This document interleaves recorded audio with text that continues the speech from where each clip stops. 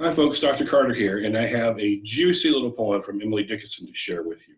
Now, there was a hint to the title of this poem in the title of this video, okay? Probably not exactly what you would have expected, but in some ways, yeah, sort of what you might have thought, okay? This is a short poem called Water is Taught by Thirst. So I'm going to read this, we're going to talk about it a little bit.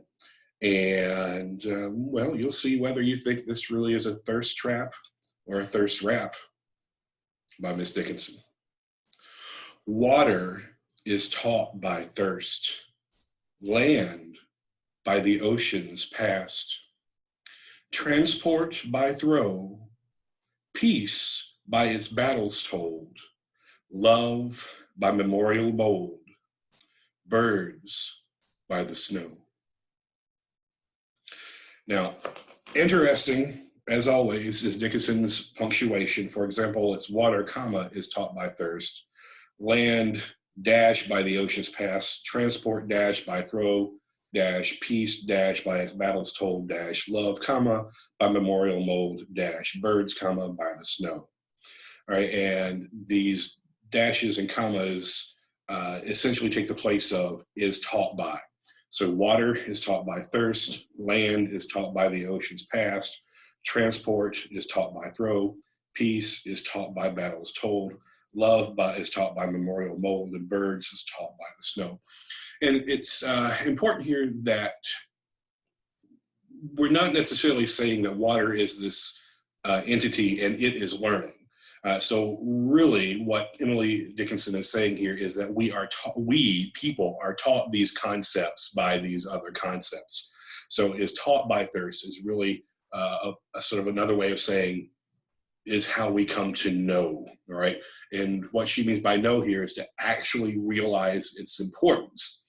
And so the entirety of this poem can sort of be summed up by saying, absence makes the heart grow fonder, or perhaps that we don't know what we got until it's gone, okay?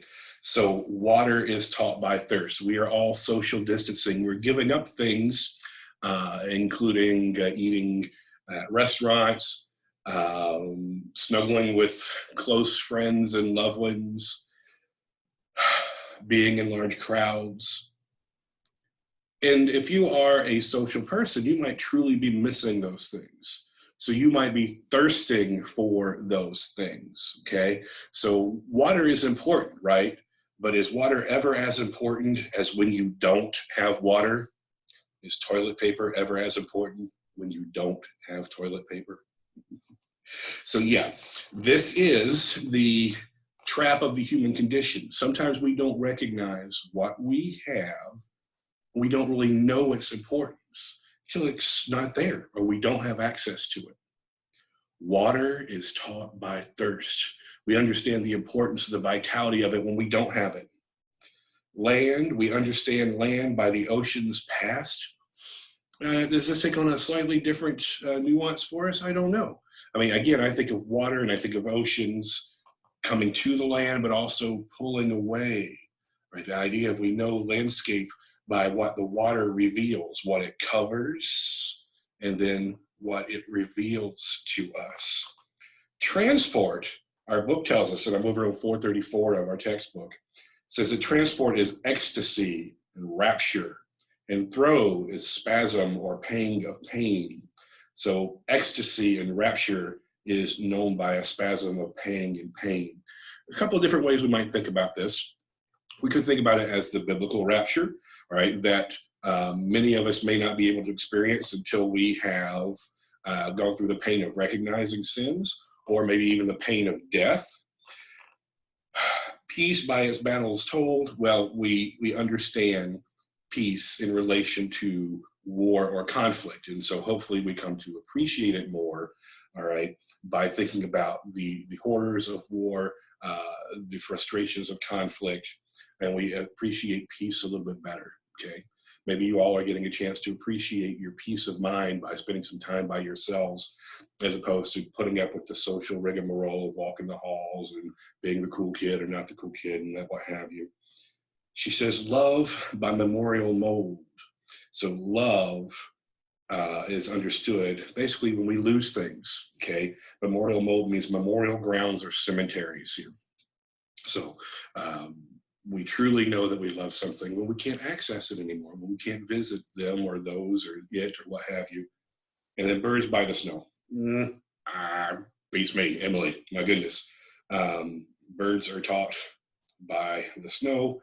Well, I suppose the snow helps the birds get water and therefore they're not thirsty. But anyway, so I told you there were two possibilities for transport by throw. Transport is taught by throw, or ecstasy is taught by spasm or pain. You can read between the lines there and see that there is actually quite a sort of saucy interpretation of this poem. Water is taught by thirst, the desire to have something quenched and satiated. So there could be sort of a biblical allusion here. There could also be a very sensual allusion here. I will let you figure out what you want to be your interpretation of choice. I'm just glad that Emily Dickenson is not alive today so that a science teacher will never be able to ask her the question, is water wet? See you next time.